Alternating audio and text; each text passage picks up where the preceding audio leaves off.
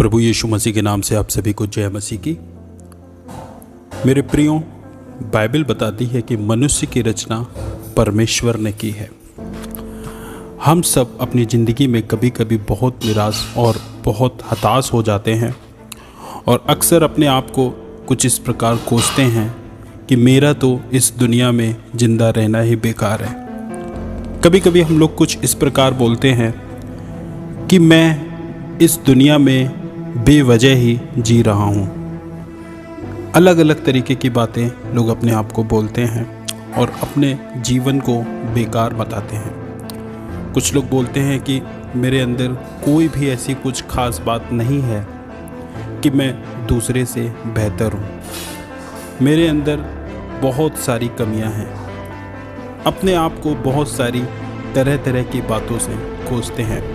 मेरे प्रियो, जब हम बाइबल पढ़ते हैं तो बाइबल में हमें इस बात का जवाब मिलता है कि परमेश्वर ने हमको बनाया है, परमेश्वर ने हमारी रचना की है। मेरे प्रियो, मैं आपको बताना चाहता हूँ, आप अपने आप को लेकर ज़्यादा परेशान ना होइए, क्योंकि आप दूसरों से अलग हैं। आप अपने आप में एक बेहतर इंसान हैं। परमेश्वर ने आपके अंदर कुछ विशेष बातों को पक्का दिया है। आपके अंदर ज़रूर कुछ न कुछ ऐसी खास बात ज़रूर होगी जो आप दूसरों से बेहतर बन सकते हैं। दोस्तों, कुछ लोगों को अच्छा गीत गाना आता है, कुछ लोगों को अच्छी ड्राइंग बनाना आता है, कुछ लोग दूसरों को हंसाने में बहुत बेहतर हैं, कुछ लोग बहुत अच्छा खेलते हैं, कुछ लोग बहुत ज़्यादा एक्टिव रहते हैं। ऐसे तरह तरह की बातें हर इंसान के अंदर अलग अलग होती है। इसलिए हम सब जब दूसरों को देखते हैं और अपने से बेहतर कला दूसरे के अंदर हम देखते हैं तो हम अपने आप में निराश होते हैं। मेरे प्रियो, ऐसा नहीं होना चाहिए। परमेश्वर ने आपको बनाया है, परमेश्वर ने ज़रूर आपके अंदर कुछ विशेष बातों को दिया है।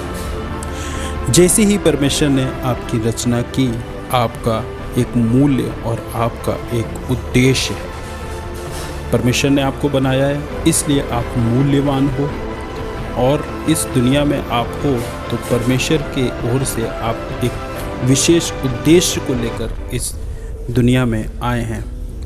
इसलिए आपको कभी भी आप कैसे दिखते हैं सोचकर लज्जित होने या दूसरों से तुलना करने की बिल्कुल ज़रूरत नहीं है।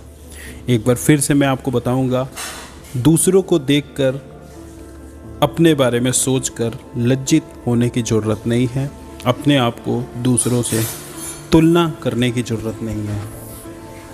यदि हम बाइबल पढ़ें, उत्पत्ति की पुस्तक, उसका पहला अध्याय, उसका एक पद में यदि हम पढ़ें तो वहाँ कहते हैं कि आदि में परमेश्वर ने आकाश और पृथ्वी की सृष्टि की।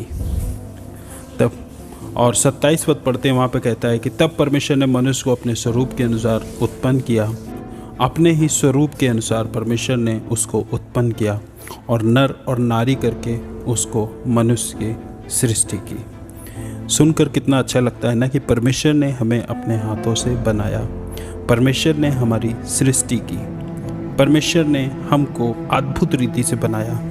यदि हम भजन संहिता 139 का यदि 13 और 14 पद पढ़ते हैं, वहाँ पर भी बहुत सुंदर बात लिखी हुई है। आपने मेरे शरीर के सभी नाजुक आंतरिक भाग को बनाया है, तूने मुझे माता के गर्भ से रचा। शुक्रिया कि मैं भयानक और अद्भुत रीति से रचा गया हूँ। तेरे काम तो आश्चर्य के हैं और मैं इसे भली भांति जानता हूँ। Praise the Lord. बाइबल मनुष्य को बहुत महत्व देती है। बाइबल आपके लिए, जो मेरी बातों को सुन रहे हैं, आपके जीवन के लिए, आपके लिए परमेश्वर बहुत महत्व देता है। आप परमेश्वर के लिए बहुत महत्वपूर्ण हैं। याद रखें, परमेश्वर गलती नहीं करता और यदि आप इस दुनिया में पाए जाते हो तो आप परमेश्वर की ओर से गलती नहीं हो। परमेश्वर आपसे बहुत प्यार करता है। अपने आप को अपने आप के बारे में सोचिए। कुछ समय निकाल कर अपने आप के बारे में सोचिए।